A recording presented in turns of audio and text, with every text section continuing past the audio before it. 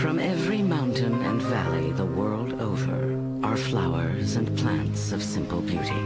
Some hold a natural wonder, chemicals that soothe pain and inspire euphoria.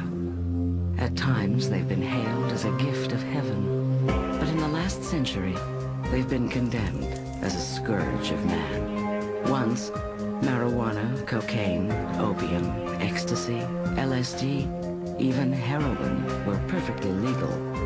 Today, they compel a war on drugs. Did these plants and drugs change, or did we?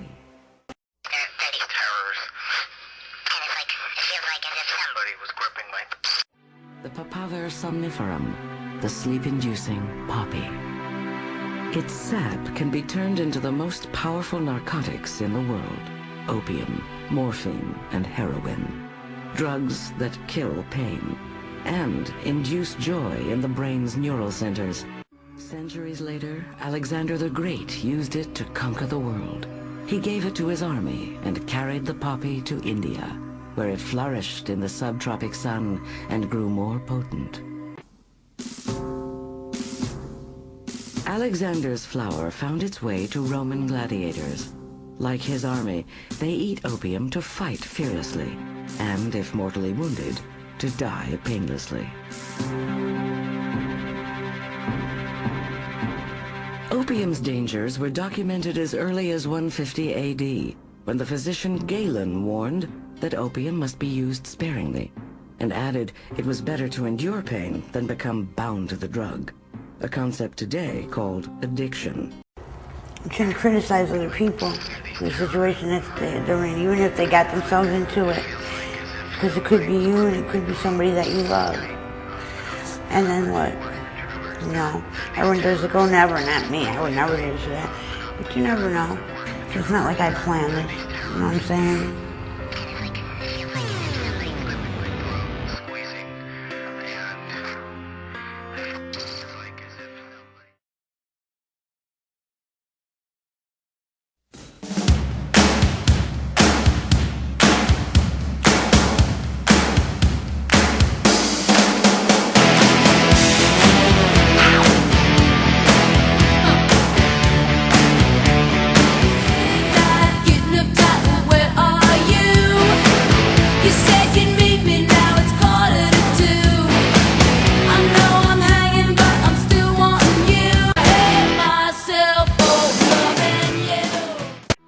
Kills pain, it also kills, and at the very least causes depression and misery from withdrawal.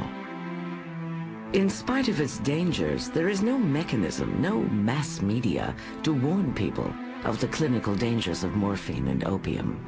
There is also little interest.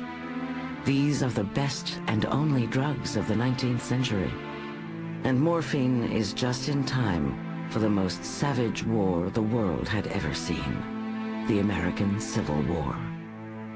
If you looked at a doctor's battlefield kit from the 1840s, you would find three basic kinds of tools. You would find butcher knives for cutting through meat, you would find saws for cutting through bone, and you would find wire cutters for cutting through tendons. If someone became injured on the battlefield, if they became shot in the leg, for example, the only real remedy was to amputate the leg. And since there was no anesthetic, a good doctor was a fast doctor. Morphine changed all of this. Morphine allowed doctors to kill pain. A drug's potency is increased by the way it reaches the central nervous system. Once opium is smoked instead of eaten, the high comes faster and the cravings become more intense. Morphine is at first administered directly to a wound or by blistering the skin. It is also taken orally, but that poses problems. It took 20 minutes to feel its effects, and doctors believed eating it caused cravings, an early term for addiction. To avoid that problem, doctors aimed to bypass the stomach and try the bloodstream. They do so with a revolutionary device, the hypodermic needle. Injecting morphine into the bloodstream renders the drug's effects in seconds, but it also inaugurates an era of drug addiction.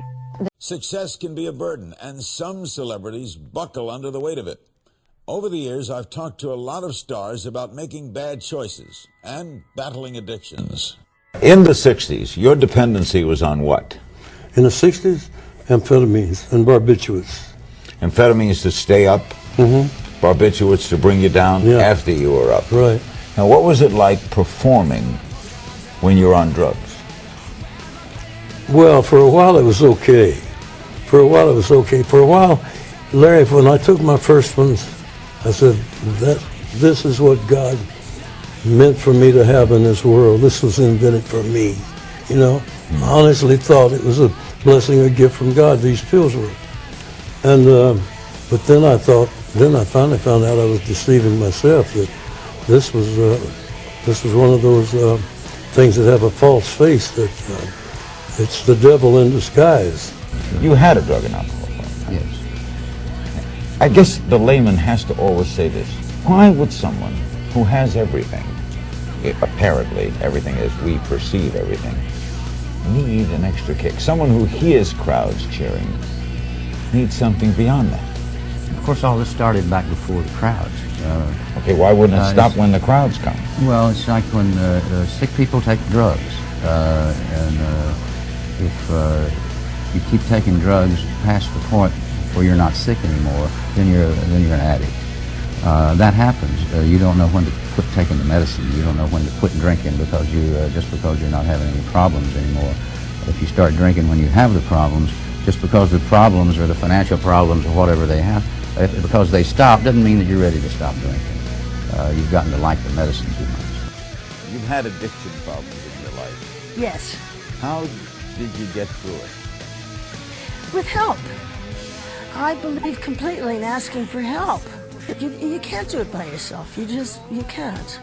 You have to ask somebody. And I was lucky enough to find the right people to ask. You think it at all was genetic because your mother had same problems?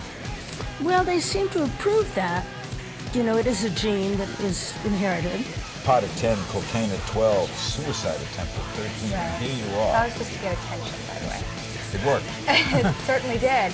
You forget at those moments that you're a public figure and you have to, forget that you're a human being. And I think that's something that at any age is difficult. But the truth is every person in their life has to go, I need to experiment. And the truth of the matter is, growing up and thinking about that a lot, I get much more depressed when I see an adult doing that because they should have already gotten it out of their system, known better, and be on the right track by then. I mean, this is something that kids need to go through. I don't condone it, but I know it's sort of a natural evolution of a human being.